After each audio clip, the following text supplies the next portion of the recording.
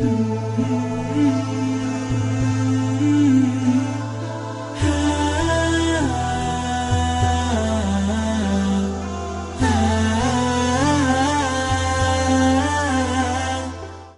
علیه السلام میفرماید که شما زیارت بکنه، خو لیکن امرای اجازه زیارت، اهدافی که زیارت کرده میشه او را پیغمبر علیه السلام مشخص میکنه که زیارت برای اینی گپ است. زیارت ها همیشه برای دو امر روا شده. یکی که تعلق به خود زائر است، یعنی کسی که زیارت کننده است، اموری که تعلق به خود زائر است مثل آخرت دیادش بیا، مرگ دیادش بیا، قلبش نرم شوه، بیرغبتیش از دنیا زیاد شوه و سبب عبرت و درسش شوه کی در آینده چی بکنه. زمان تو که قبر پدری تا زیارت بکنی برات معلوم میشه که پدر چقدر زحمت کشید، نماز قضا کرد، روزه را میخورد، حلال و حرام اصلا نمیکرد به خاطر اولاد. اما ما امروز اولاد به این پدر چی میکنیم؟ به این پدر چی به درد میخوره؟ تو باید پند بگیری، تو باید عبرت بگیری که این پدر برش آلی کدام چیز به درد خورش است.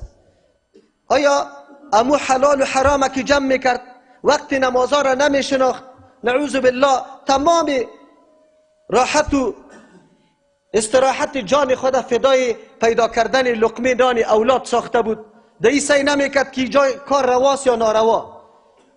غلامی یهود هم کرد، از نصارا هم کرد، با امریکا هم قطع یک جای شد، با روس هم یک جای شد، هیچ چیز سعی نکرد به خاطر تو اولاد. خودش چی میکرد؟ خود جمع کنه، بیلدینگ جور کنه که اولاد سبا راحت باشه. اما امروزو عذاب میبینه، امروزو به تکلیف است. تو وقتی قبر میری برش استاد میشی، در ذهنت میآید کی پدر چی کرده بود، چه قسم زندگی کرده بود. تو باید درک بکنی مسیر زندگیت باید منتخب شود. فرعون صفتا و طاغوتا را که ببینی که گنبدای بلند سرش اگر زده شده باشه و از طرف بیدینا گلا برش برده میشه، سر قبرش مانده میشه که 1 میلیارد گل در قبرش بانی، امروز به دردش نمیخوره. امروز او عقیده و او عملی که در زندگی خود انجام داده او به درد خور است. به تمجید و مدح مردمان نمیشه که مردم بگه شهید نامتا بگذاره، مظلوم نامتا بگذاره، نعوذ بالله نابغه نامتا بگذاره، سردمدار نامتا بگذاره.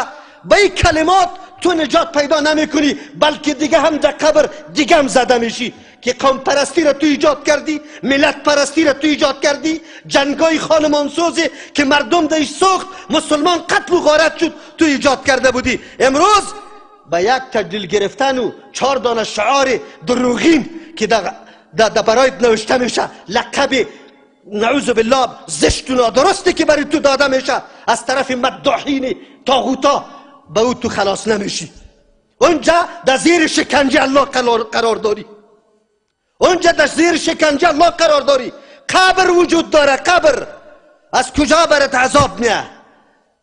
زیارت مقصدش همی است که انسان بره درس بگیره، ولو که قبر مسلمان باشه یا قبر کافر باشه فرقی نمیکنه. برای عبرت گرفتن هنوز قبر اوبامای خبیثه که آدم ببینه که غر میزد، مردم اثرش چی میکرد؟ در هر جای حمله، یک مسلمان یک جای آرام نگذاشت. ملتای مظلوم بلعید، نعوذ بالله باطل حق میگفت، حق باطل. کسایی که از دین خود دفاع میکرد وارد تروریست میگفت، اما خودشان با مای اتم و سلاحهای کیمیایی و این استعمال میکنه، هیچ گپی نیست. سری مجموعه ها بمبارد بکنه، هیچ گپی نیست. قبر از او که ببینی میدانی که بله اینی آدمان بود، اما امروز انشاءالله با او دایره و عذاب جهنم برش میرسه که هیچ خود خلاص کرده نمیتونه. قبر برای عبرت است. بريدة ابن حسيبة رضي الله عنه صحابي جليل القدر است. و میگه قال رسول الله صلى الله عليه وسلم إني كنت نهيتكم عن زيارة القبور. ما شما را منع کرده بودم از زیارت کردن قبرها. چرا منع کرده بود؟ وجهش گفتم که مردم ایمانش پخته نبود، عقیده توحید خوب درست نفهمیده بودن، همیشه توسل میکردن نعوذ بالله به شرکات. با تأسف که امروز مسلمان که خود مسلمان میگه، قرآن تلاوت میکنه، حدیث روشن و واضح رسول الله در پیش روش وجود داره، اما امروز متوسل به قبر است. امروز تمام حاجات خود از قبر طلب کرده رویست. ملای ناملای بدبخت میره امو بیرق او قدش بالا میکنه. لعنتی الله سرت نمیشه. حدیثی که در جمعه گذشته خواندم، رسول الله لعنت سر یهود و نصارا نگرفته بود. قبرای پیغمبرها را که پیغمبر بودن، مقام و منزلت پیش الله داشتن، امروز تو قبری را بیرقش بالا میکنی که معلوم هم نیست که در جهنم است یا در جنت.